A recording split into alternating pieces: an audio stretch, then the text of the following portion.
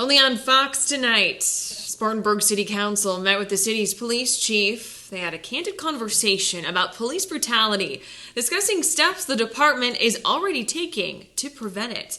Good evening once again. I'm Victoria Carmen. And I'm Cody Alcorn. Only on Fox, we are talking to the police chief about their policies regarding use of force. Fox Carolina's Brookley CROMER live at the Spartanburg Police Department. So, Brookley, what message did Chief Thompson have for City Council tonight?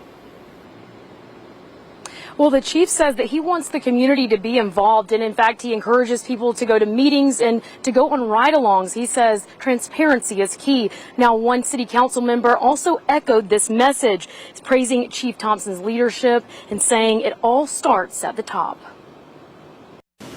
They're going to kill me. They're going to kill me. I can't breathe. I can't breathe. Please, sir. Please. George Floyd's last words, spoken by council member Erica Brown. Please, I can't breathe. Those 3 words now heard around the world. And here locally, law enforcement is taking note. Trying to educate or remind council and the public who's viewing on some of the things that we are currently doing, that we have in place, but also being open to further review, because transparency is very important. An emotional city council meeting as Spartanburg Police Chief Alonzo Thompson spoke about use of deadly force and how his department strives to prevent what happened in Minneapolis from happening here. Well, obviously our policy prohibits chokeholds and strikes to the groin or to the head and the neck area, unless it's deadly force type situation. And deadly force is something Chief Thompson says is only used when someone's life is in danger. Someone is posing an imminent threat of danger to either an officer or a third party, and the actions must be reasonably objective in any use of force. To help hold them accountable, the chief says their department requires officers to wear body cams on all calls and meet with citizen review boards each month. We have people that misstep, they make mistakes, and we investigate and we correct the behavior. We go out each and every day, though, however, trying to do things the right way at the right time for the right reasons. We're well trained, we know what our mission is, we know we're here to protect and serve and do it in a respectful manner.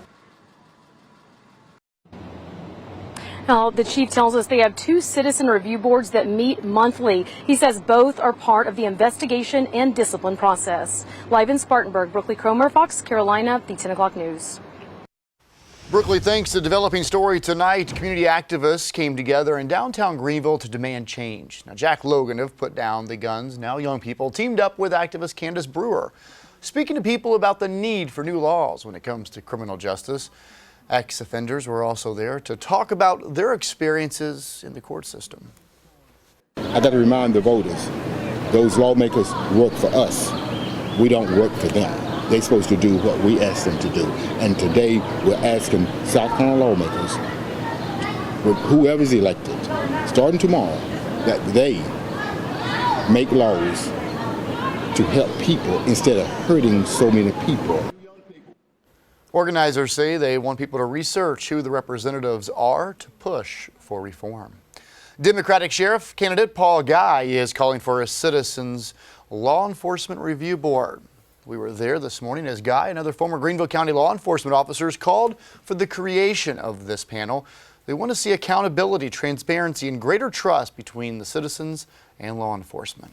The primary goal of both entities is law enforcement accountability and law enforcement transparency, is protection of the citizen and actually the protection of deputies as related to the Greenville County Sheriff's Office. These commissions are successful in many cities already. We can enter into this conversation, even though we are in a time of crisis, knowing that these are well considered and well reasoned plans that have been given lots of deliberation already.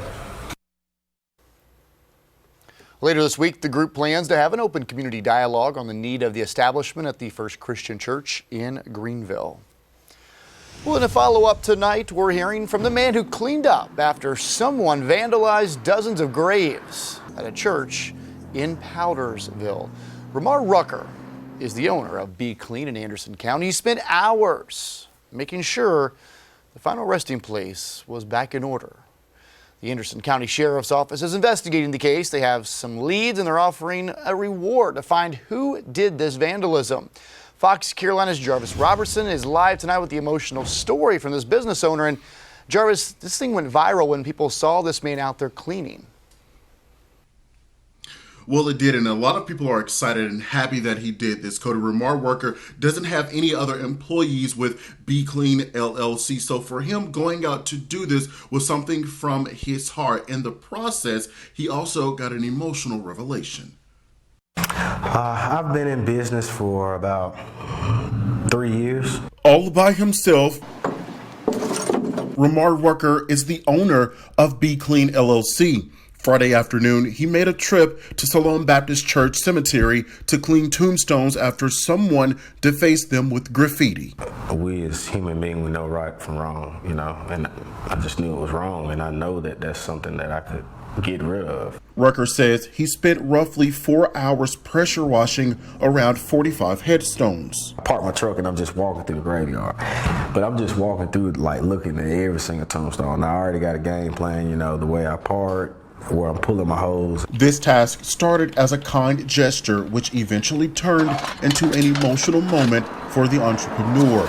The last headstone he cleaned shared a name he grew to love and cherish. That's my grandmother. That's my grandmother's last name. And she passed in December. A moment Rucker holds dear to his heart from that day forward. She's definitely watching over me. The kind gesture of this business owner hasn't gone unnoticed. The outpouring of support he's gotten from the community leaves him with a sense of gratitude and fulfillment. Hope and love. They made me feel like I'm somebody. Now, Rucker has been in contact with the pastor of Salome Baptist Church. He and that pastor do plan to sit down later this week for lunch. As for the vandalism, according to the Anderson County Sheriff's Office, there is a $500 reward available for any information that leads to an arrest. Reporting live in Greenville tonight, I'm Jarvis Robertson, Fox Carolina, the 10 o'clock news. Jarvis, thanks so much. I'm glad